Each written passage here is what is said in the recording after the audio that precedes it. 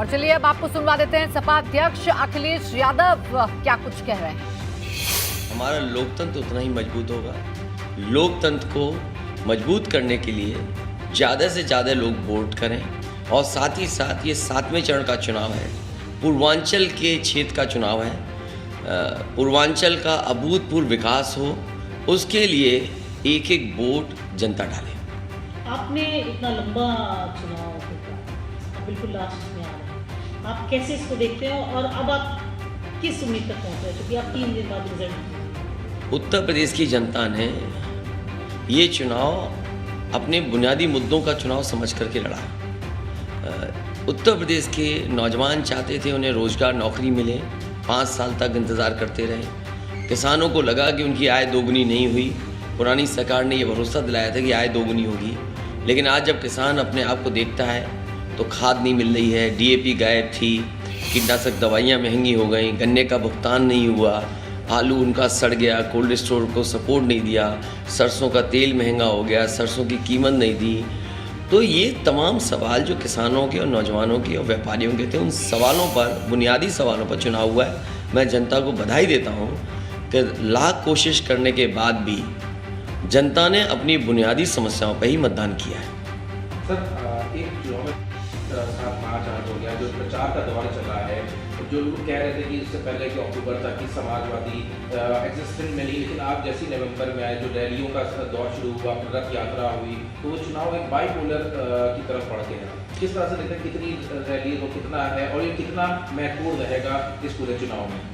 मैं सबसे पहले जनता का धन्यवाद दूंगा जो जन समर्थन हर कार्यक्रम में मिला, और इसकी तैयारी कोई एक दिन में नहीं हुई है। मुझे याद है कि समाजवादी पार्टी ने लगातार प्रशिक्षण शिविर चलाए थे।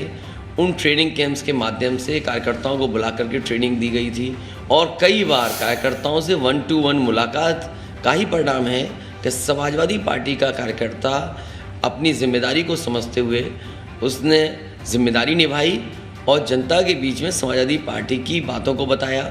और मुझे खुशी है इस बात की कि चाहे वो समाजवादी पूर्वांचल एक्सप्रेस रहा हो, जो समाजवादी सरकार में जगह जगह मेडिकल कॉलेजेस बन रहे थे, एम्बुलेंस की जो सर्विसेज थी, डायल 100 में जो खामियां नज़र आईं, शिक्षा 3 साल की चौपट हो गई, फ़ौज में भर्ती नहीं हुई, और जिस तरीके से नौकरियों को जो परीक्षाएं हुई, एक परीक्षा के बाद दूसरी परीक्षा रद्द होती गई, पेपर आउट हुए।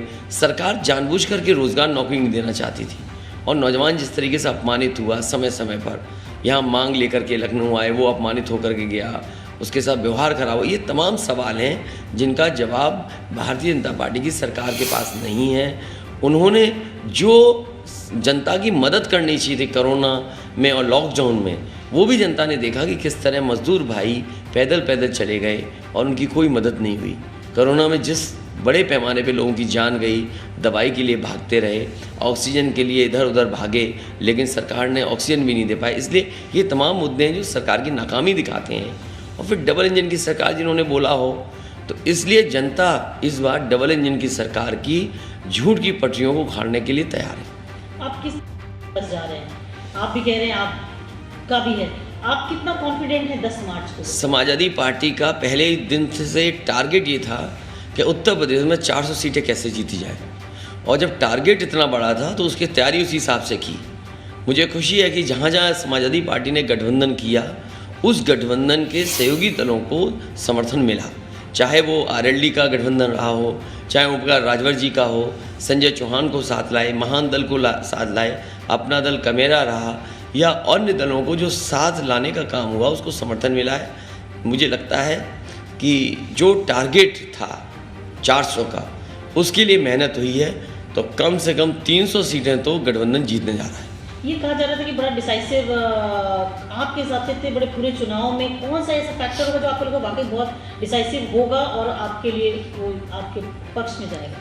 बीजेपी के लोगों ने जो नौजवानों को धोखा दिया और किसान को धोखा दिया, ये 2 चीज़ें निकल कर के आईं कि किसान जान गया कि काले कानून से उनकी ज़मीन छिन जाती, एमएसपी नहीं सरकार दे पाई, बिजली महंगी कर दी, खाद समय पर नहीं दे पाए, डीएपी समय पर नहीं, तो क्या तैयारी थी किसान के लिए, और वो भी डबल इंजन की सरकार जिसने मंडी के लिए कहा हो 1 लाख करोड़ रुपए देंगे, लेकिन उत्तर प्रदेश की सब मंडियां बर्बाद हो गई।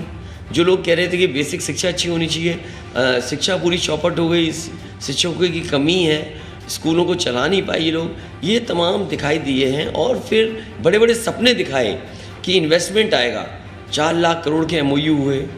उसके बाद डिफेंस एक्सपो को लेकर के काम कहा गया कि मिसाइल्स बनेंगी यहाँ पर, बम्स बनेंगे यहाँ पर, लेकिन जब आप ज़मीन पर देखते हैं तो कहीं इन्वेस्टमेंट नहीं आया। वो तमाम बम वाली बातें, मिसाइल वाली बातें केवल बातें रह गई। सर, इस चुनाव में एक जो देखा गया है कि जो भाषा का स्तर है वो काफ़ी गिरा, जो इससे पहले के चुनाव में नहीं रहा। आपने भी अपनी जितनी स्पीचेस कहीं आपने इस बात को एक इशू बनाया कि जो भाषा का स्तर है वो लगातार गिरता जा रहा है, इस पूरे चुनाव में गिरा हुआ देखा। बीजेपी ने अपनी नाकामी छिपाने के लिए इस तरह की भाषा का इस्तेमाल किया। उदाहरण के लिए है, यूक्रेन में जो बच्चे फंसे रहे, बच्चों की जो मदद होनी चाहिए थी, भारतीय जितने परिवार थे उनकी जो मदद होनी चाहिए वो नाकाम रही। और जो सरकार का फैसला भी था कि हमें हमेशा जिसके साथ अन्याय हो उसके साथ खड़ा होना चाहिए। आज जो भारत सरकार है, न जाने कौन सी ताकत की बात करती थी। ये लोग वो कहते थे कि हमारा दुनिया में डंका बज रहा है, लेकिन डंका बजाने वालों ने कितना बड़ा धोखा दिया कि उनके जो भारतीय फंसे थे उन्हें नहीं निकाल पाए। और अपनी नाकामी छिपाने के लिए गंगा मिशन नाम दिया। वो इसलिए दिया क्योंकि बनारस में चुनाव है, गंगा मिर्ज़ापुर में है, और बनारस से लेकर के जिस इलाके से गंगा जा रही है माँ, इसलिए उन्होंने गंगा मिशन रखा। गंगा मिशन अगर यूक्रेन से लोगों को वापस लाती तो मैं मानता ना कि ये डंके वाले लोग हैं, लेकिन इन्होंने बताओ दुनिया में देशों ने अपने लोगों को बचा लिया। कितनी नाकामी दुनिया ने देखी कि हम अपने परिवार के लोगों को बचा नहीं पाए, या वो अभी भी फंसे बैठे वहाँ पर। चुनाव में एक चीज़ और देखी गई, वो मायावती की, प्रियंका गांधी की, इवन असदुद्दीन ओवैसी की भीड़ जो रही है वो सारी उसमें देखी गई है। तो कहा जा रहा है, आप किस तरह से देखें, क्या भीड़ एक पैमाना है? भीड़ को माना गया कि इसको मतलब हम क्या कहें, क्या भीड़ को डिसाइसिव फैक्टर माना जा रहा है, के हिसाब से अंदाजा लगाया जा रहा है? नहीं, देखिए, जो जन समर्थन मिला है, लोग लोकतंत्र में नेता को देखने और सुनने आते हैं और बाद में वो फैसला लेते हैं। मुझे लगता है कि कई जगह लोग देखने आए हैं, वोट नहीं मिलेगा, सुनने आए हैं, उन्हें भी वोट नहीं मिलेगा। उदाहरण के लिए कि कई बार दूसरे हिस्से में जहाँ हजारों की भीड़ होती थी, वहाँ पर कई दलों को 500-200 वोट मिले। तो मैं समझता हूँ भीड़ आने की बात अलग है, लेकिन जब जनता अपने मुद्दों पर फैसला लेती है तो उन्होंने देखा है कि समाजवादियों ने किस तरीके से विकास की और उत्तर प्रदेश को ले जाने का काम किया। मैंने इसीलिए कहा कि समाजवादी सरकार बनेगी तो पूर्वांचल को अभूतपूर्व विकास की तरफ जोड़ने का काम करेंगे। ये पूर्वांचल एक्सप्रेसवे किसी भी नेता ने मुझसे नहीं मांगा था, क्योंकि नेताजी चुनाव आजमगढ़ से लड़ते हैं। गाजीपुर एक पुराना हमारा हिस्सा रहा है समाजवादियों का, मऊ जैसा क्षेत्र है, या बलिया समाजवादियों का क्षेत्र। उस समय सरकार में पूर्वांचल को मुख्य धारा से जोड़ने के लिए समाजवादी पूर्वांचल एक्सप्रेसवे दिया गया। वो उतना ही बना है जितना समाजवादियों ने बनाया था, अभी भी वो आगे नहीं जोड़ पाए। अगर ये 20 किलोमीटर और बना देते तो शायद हाजीपुर गाजीपुर से जुड़ जाता, रोड एक बन रही है, आगे पटना के लिए रास्ता आसान हो जाता। लेकिन पिछली सरकार ने जितना समाजवादियों ने काम किया था उतना ही किया। और फिर उस हाईवे के दुर्दशा ये है कि राइडिंग क्वालिटी बेकार है, जो वाइडनिंग होनी चाहिए थी वो वाइडनिंग उतनी नहीं है। मीडियन इन्होंने खा लिया केवल इसलिए कि झूठा प्रचार करने के लिए, दूसरे लोगों को धोखा देने के लिए इसलिए किया। मैं ये कह सकता हूँ इस चुनाव में पूर्वांचल की जनता को अभूतपूर्व विकास से जोड़ने का काम समाजवादी लोग करेंगे, और उन्हें भरोसा भी है इस बात का कि समाजवादी लोग आते हैं तो विकास होता है।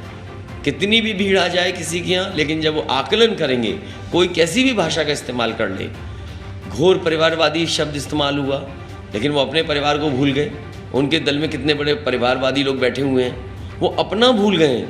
अपनी नाकामी छिपाने के लिए, जानबूझ करके ध्यान हटाने के लिए इस तरह की भाषा का इस्तेमाल हुआ। एक और बात रही है, जो डीबीटी के थ्रू पैसा दिया वो एक बड़ा डिसाइसिव रोल प्ले करेगा। महिलाएं बड़ा साइलेंट वोटर हैं जो उनको वोट कर रही हैं, क्योंकि बड़ा माताओं बहनों के लिए एंटी रोमियो स्क्वाड हो या मिशन शक्ति चला है। आप कैसे देखते हैं, क्योंकि आपकी रैली में हमें यूथ बहुत जो स्पॉन्टेनियसली आपके साथ आ रहा था या आपको सुन रहा? बीजेपी के लोगों ने जब सबको परेशान कर दिया, हर परिवार में लोग दुखी हो गए, दवाई के लिए तरस गए, तब जाकर के ये भोजन दिलाया। कौन भूल जाएगा कि लोग पैदल पैदल अपने घर पहुंचे थे। कौन भूल जाएगा कि 90 मजदूर मरे थे उत्तर प्रदेश में। सरकार ने क्यों मदद नहीं की उन 90 परिवारों की? समाजवादियों ने हर परिवार की मदद की। बीजेपी वाले बताएं कि एक गर्भवती माँ जो महाराष्ट्र से चली थी, ललितपुर में उसको बेटी पैदा हुई, किसी ने मदद नहीं की। 3 घंटे के आराम के बाद वो फिर अपने घर गांव पैदल पैदल चली गई। मैं जानना चाहता हूँ ये सरकार कहाँ थी उस समय? एक बच्चा लॉकडाउन जो पैदा हो गया बॉर्डर पे, वो अपने घर नहीं पहुँच पाया क्योंकि दोनों तरफ लॉकडाउन था, नेपाल और भारत में। तो सरकार उस समय कहाँ थी? सरकार ने धोखा दिया।